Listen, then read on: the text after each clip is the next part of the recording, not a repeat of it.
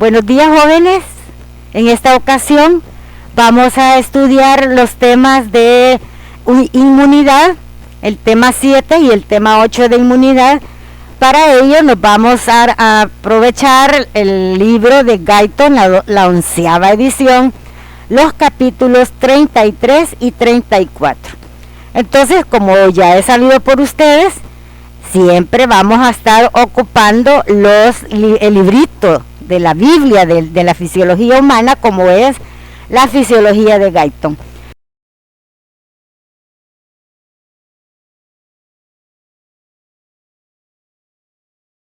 Bien, en esta ocasión vamos a ver el tema de inmunidad innata.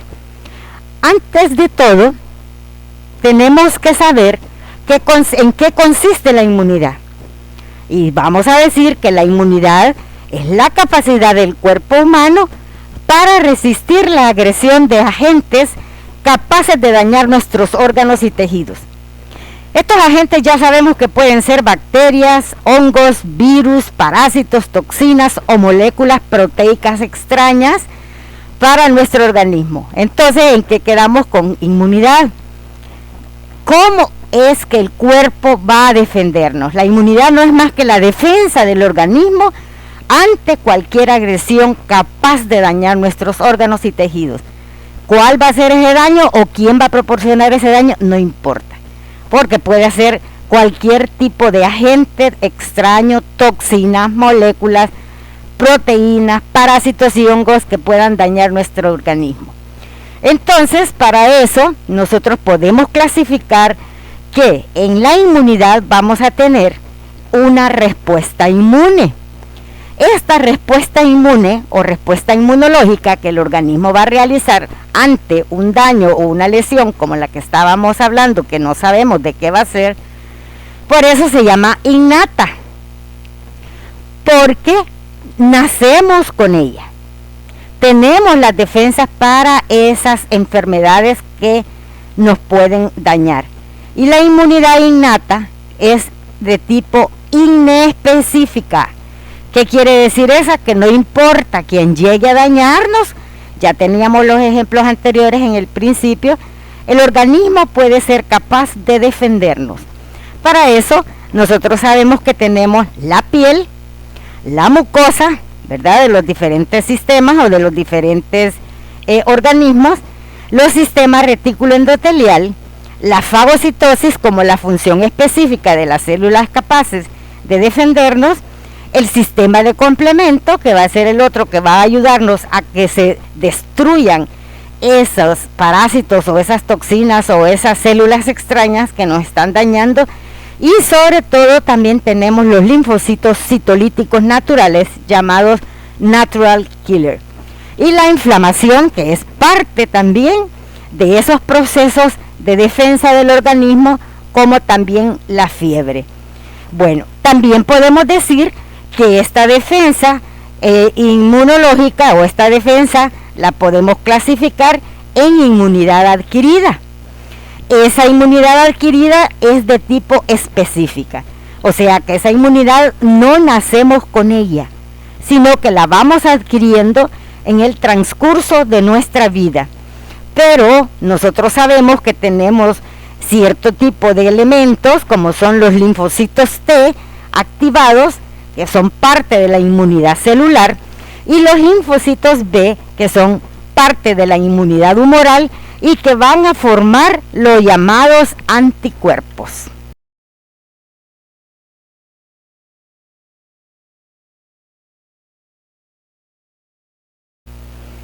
Bueno, vamos a ver entonces qué es la inmunidad innata, qué la constituye y qué son los elementos que la van a caracterizar, o sea, cuáles son las características que posee. En primer lugar, diremos que la constituyen barreras físicas. ¿Y cuáles son estas barreras físicas? La piel, la mucosa, el epitelio ciliado, los mocos, etc. También tenemos barreras químicas. Esas son el pH de los fluidos, los lípidos, las poliaminas, etc. Otra de las formas que lo constituyen o de las barreras que lo constituyen químicas o bioquímicas, las enzimas, que son proteínas de la fase aguda, y los interferones. También tenemos presentes microambientales, como son la flora saprofítica intestinal y la flora saprofítica vaginal. Y también podemos mencionar las células fagocíticas, como son los polimorfonucleares y los macrófagos. Además, debemos de saber que poseen características especiales. En primer lugar, podemos decir que no es específica. Esto quiere decir que es de amplio espectro. ¿Y qué significa de amplio espectro? Que abarca totalmente todo lo que se le venga encima. Por eso la inmunidad innata es inespecífica, va contra todo lo que se le venga encima y no aumenta con la exposición. Una vez se haya expuesto, no va a aumentar esa formación específica que posee.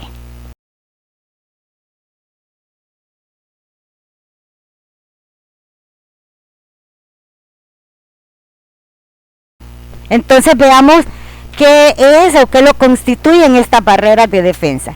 Tenemos en primer lugar que habían factores físicos y factores químicos que nos brindan protección en la piel. La piel y la mucosa. La mucosa ya sabemos que recubren las cavidades que tienen contacto con el exterior. Y en este material vamos a ver que se cubre la superficie con mucos. En primer lugar, aquí les estoy poniendo el ejemplo del estómago, ¿verdad? En el estómago, o sea, en el esófago, tenemos parte de mucus, ¿verdad? Que es el que va a ayudar a defender esas áreas, que no pasen al estómago algún tipo de bacterias que nos van a dañar. Y luego tenemos el estómago en sí, que es la parte ácida, ¿verdad? La que va a inhibir el crecimiento bacteriano. También tenemos folículos pilosos, que son susceptibles, ¿verdad?, de ser una vía de entrada de infecciones. Ya saben ustedes, el folículo piloso es donde se va a formar un vello, y si ese vello se infesta, pues ahí se forma pus y viene una infección de moderada, leve hasta grave. Sabemos también que en el intestino tenemos barreras como es la microflora bacteriana, que es normal. Esta flora bacteriana normal existe en la mayor parte de la mucosa y se van a oponer a que proliferen los microorganismos patógenos. Por otro lado, podemos decir que esa barrera cutánea, la piel, es una formidable barrera física. Es una barrera física que impide la entrada de microorganismos. Tiene varias capas muy apretadas que son difíciles de atravesar. Además, la descamación de las células epidérmicas es bastante rápida. Ayudan a eliminar los agentes extraños de la piel cuando ésta está húmeda. Las infecciones por hongos son muy probables cuando la piel está muy húmeda. Además, tenemos también las glándulas sebáceas, ¿verdad?, que forman una película perfecta para eliminar a bacterias. Los ácidos grasos, que serían otros que van a ser eliminados por las glándulas sebáceas, que van a dar un pH de 3 a 5 a la piel, y para que se inhiba el crecimiento bacteriano. En estas áreas de los pulmones tenemos también los cilios y el moco. Los cilios lo que van a ayudar es a que cuando haya una sustancia extraña vayan eliminándolo, ¿verdad?, poquito a poquito, y esa producción de moco también, que se vayan adhiriendo esas bacterias o esas partículas, y con el estornudo pues ahí van a salir. En esta ocasión continuaremos luego con el sistema retículo endotelial. Tenemos cierto tipo de células o macrófagos tisulares a nivel, como ustedes lo van a conocer ya, desde el cerebro hasta los pies. En primer lugar, en el cerebro tenemos las células de microglia, ¿vea? Luego le vamos a encontrar que tenemos a nivel de ganglios linfáticos los macrófagos tisulares, a nivel de alvéolos o los alveolares, también tenemos macrófagos tisulares alveolares. A nivel de los osteoclastos, que son los que van a formar huesos, también tenemos macrófagos. A nivel del vaso, que son los macrófagos esplénicos. A nivel de las sinoviales, ¿verdad?, de los líquidos articulares, células mesengiales, que son glomerulares, de los histocitos del tejido conectivo, las células de Kupffer y los precursores de monocitos sanguíneos a nivel de médula ósea. Entonces, sabemos que a todo nivel de nuestro sistema retículo endotelial, de todo nuestro organismo, vamos a tener células especializadas para la defensa innata de nuestro organismo.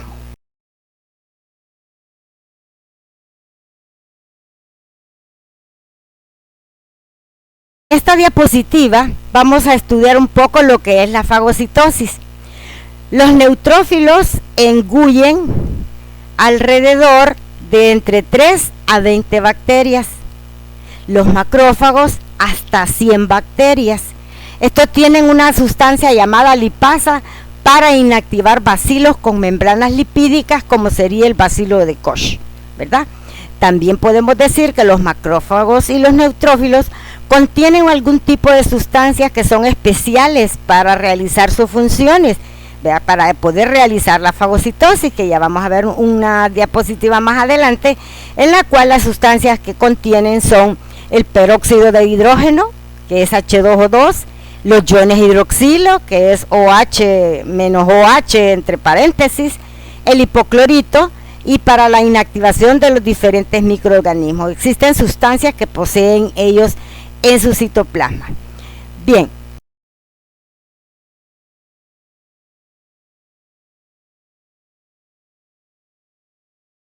Bueno, entonces vamos a revisar un poquito más lo que es la fagocitosis. La fagocitosis, ya habíamos dicho que es la función más importante que poseen los neutrófilos y los macrófagos. Significa ingestión celular de agentes ofensivos. Los fagocitos deben seleccionar el material que van a fagocitar. De otro modo, podrían ingerir células estructurales normales del cuerpo. El que tenga lugar la fagocitosis va a depender en especial de 3 intervenciones especiales. En primer lugar, la mayoría de las estructuras naturales de los tejidos tienen superficies lisas que resisten a la fagocitosis, pero si la superficie es rugosa, aumenta la probabilidad de fagocitar esa célula o ese microorganismo. En segundo lugar, la mayoría de las sustancias naturales del cuerpo tienen cubiertas proteicas protectoras que repelen la fagocitosis. En cambio, la mayoría de los tejidos muertos y partículas extrañas no tienen cubiertas protectoras, lo que les hace susceptibles a que sean fagocitadas. Y en tercer lugar, el sistema inmunitario del cuerpo produce anticuerpos frente a los microorganismos infecciosos como las bacterias. Los anticuerpos se van a adherir entonces a las membranas bacterianas y por tanto hacen a las bacterias especialmente susceptibles a ser fagocitadas. Para ello, la molécula de anticuerpos se combina también con el producto C3 de la cascada del complemento, que ya lo vamos a ver. Es una parte adicional del sistema inmunitario que se expone en el siguiente capítulo, y la molécula del complemento C3 se va a unir a su vez a receptores situados en la membrana del fagocito, lo que va a iniciar la fagocitosis. Esta selección y proceso de fagocitosis es la que se va a llamar opsonización. Entonces veamos en la gráfica o en el dibujo que tenemos acá. Ahí tenemos en primera plana una bacteria que se va acercando al fagocito. Luego la segunda parte, y lo primero que va a ocurrir es lo que se llama la quimiotaxis. Ustedes se recordarán que el fagocito o la célula leucocitaria va a salir del torrente sanguíneo por acción de la fagocitosis, que es la que nos va a llevar por medio de la quimiotaxis a salir del torrente sanguíneo y llegar a donde está la lesión, que en este caso va a ser donde está la bacteria. Luego, ¿qué sucede? La bacteria se va a adherir a la membrana citoplasmática. Al adherirse a la membrana citoplasmática, existe en esa membrana una activación de ella. Al activarse y al estar adherida esa bacteria a la membrana citoplasmática de la célula, se inicia lo que se llama la fagocitosis. Empiezan a formarse como tipo endocitosis, ¿verdad? Productos endocitóxicos que se van a incluir dentro del citoplasma de la célula, y la formación de fagosomas en las cuales se fusiona con los gránulos, ¿verdad? Y se lleva a cabo el proceso de la digestión y la muerte de esas bacterias. Al final de que se ha comido el fagocito, se ha comido a las bacterias, luego hay una liberación de productos de degradación de esa bacteria que había llegado a dañar el organismo. Esas pueden ser también ese tipo de sustancias que ayudan a esa proteólisis de esas bacterias, son sistemas hidrolíticos, enzimas hidrolíticas y proteolíticas que se encuentran en el lisosoma, y otras sustancias bactericidas como las que ya les había dicho, el anión superóxido o a la menos 2, vea como que está ahí, y al anión hipoclorito, que sería el OCl negativo. También habíamos hablado que existía el peróxido de hidrogenasa. Vea.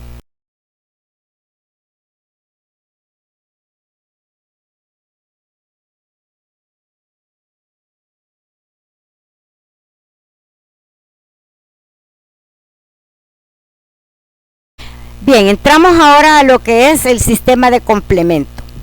Este sistema de complemento va a describir un sistema en que actúan aproximadamente 20 proteínas plasmáticas.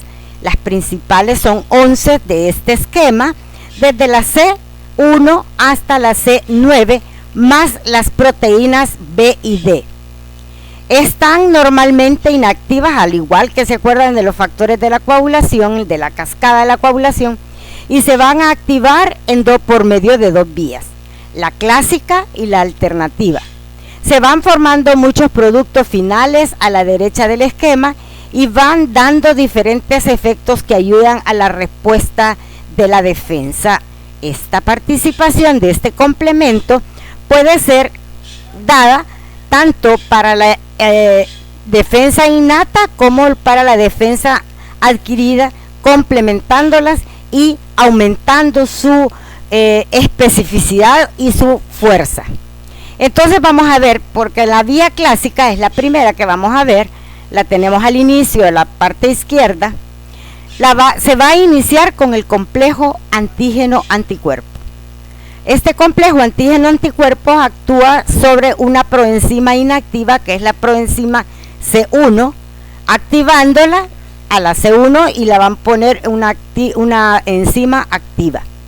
Luego esta C1 activa a la C4 y a la C2, activándola. Ustedes van a ver aquí que al final tiene una A minúscula, eso quiere decir que ya está activada por ese complemento C1.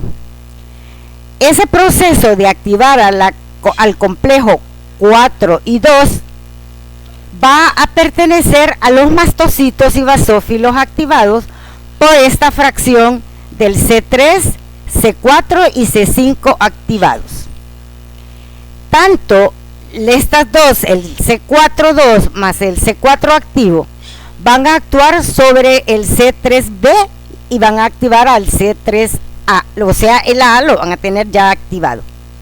Estas dos sustancias, el C3b y el C3a activados, van a actuar sobre el C5 y lo van a activar para formar la función llamada quimiotaxis de los leucocitos hacia la zona dañada. Cuando ya está este C5b y el C5 activos, actúan o activan al complemento C6, C7 y lo van a volver en C5, B6, 7, 8 y 9, que es uno de los productos finales más importantes del complejo que se va a formar en el complemento. Esto quiere decir que al final de formar este complemento C5B, 6, 7 y 8 y 9, lo que van a realizar es lo que se llama la lisis celular. Cada uno de estos elementos van a ir formándose o van a ir activándose para llevar a activar por la vía final o por la vía clásica al complejo C5B, 6, 7, 8 y 9 para realizar la lisis celular. Por la vía alterna es mucho más sencilla, que está dada por microorganismos, sean estos bacterias, virus o endotoxinas, más las proteínas B y D y la properdina. Esta vía alterna es muchísimo más rápida. Se empieza con la activación del complejo C3 y luego llegamos a la activación de la lisis de las células. Todo esto con la finalidad de destruir esas células. Abajo tenemos una pequeña ejemplo de cómo, en primer lugar, las proteínas del complemento forman poros en la pared y la membrana de la célula o de la bacteria.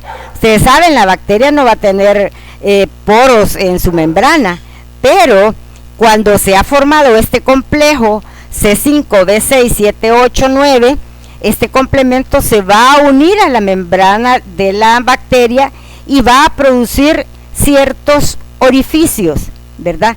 Pero adentro de la sustancia tenemos una sustancia que es de tipo hipertónica, ya saben ustedes qué significa eso, ¿verdad?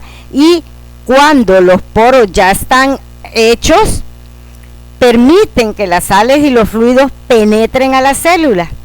Al penetrar a la célula, ¿verdad?, lo que va a realizar estas sustancias es hinchar a la célula para que luego produzcan lo que se llama la lisis o la explotación o la destrucción de esas células o de esas bacterias que están produciendo el daño. Esa es la función que realiza el sistema de complemento.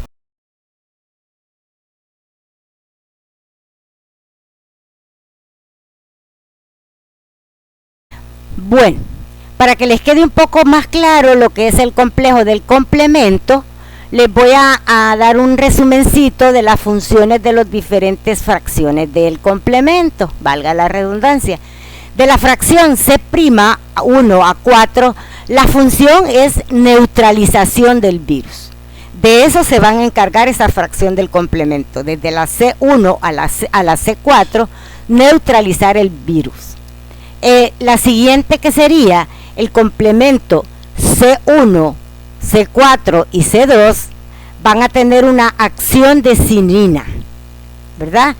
Ahora veamos la acción del complemento C3B, opsonización y adherencia inmune. Yo les voy a ir dando aquí los datos así generales para que ustedes lo rebusquen ahí en el libro, ¿verdad? Y lo estudien y entiendan mejor. El complemento 3A y 5A, la función que realizan es la de quimiotaxis, o sea, también que realizan la contracción del músculo liso, liberación de histamina, aumento de la permeabilidad vascular. Todo eso lo van a realizar en las bacterias, en los virus, en las partículas tóxicas que puedan llegar a nuestro organismo. Ahora veamos el complejo o el complemento C5B. Lleva a cabo el proceso de la opsonización, y el C5, C6 y C7, ya ustedes conocen esos términos, que es la quimiotaxis. Para que al final veamos que desde el complemento C1 hasta el C9 va a llevarse a cabo el proceso de la citólisis o la destrucción de la célula. Eso es lo que tenemos en estas funciones de las diferentes fracciones del complemento. Entonces, ahí en el libro, como les decía, en Guyton van a encontrar la función ya un poco más abierta para que ustedes la estudien mejor.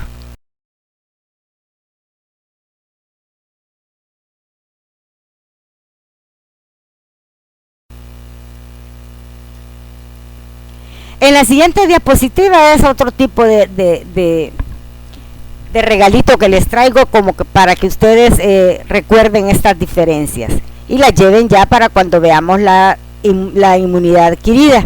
La diferencia que existe entre la innata y la adquirida es que la innata tiene un antígeno que es de tipo independiente, no va a depender de nadie. Sin embargo, la adquirida ya sabemos que la vamos a tener que, como su nombre lo indica, de adquirir, ¿verdad? Mientras que las innatas ya nacemos con ellas. Entonces, por lo consiguiente, ya tenemos cada quien los antígenos adecuados para cada infección que tengamos. La innata se da en minutos u horas y la adquirida es una fase más lenta. Puede esperarse días o pueden ser semanas, ¿verdad? La innata reconoce estructuras microbianas comunes que pueden ser inespecíficas. Sin embargo, la adquirida reconoce antígenos únicos y que ya, como su nombre lo indicaba, eran específicos. La innata podemos saber también que la evolución es ancestral. ¿Qué quiere decir eso? Que viene desde el asiento de la olla, ¿verdad? Desde nuestros padres. Sin embargo, la adquirida la podemos adquirir en una evolución reciente. ¿Cuáles entonces vamos a ser las células que van a trabajar en la inmunidad innata?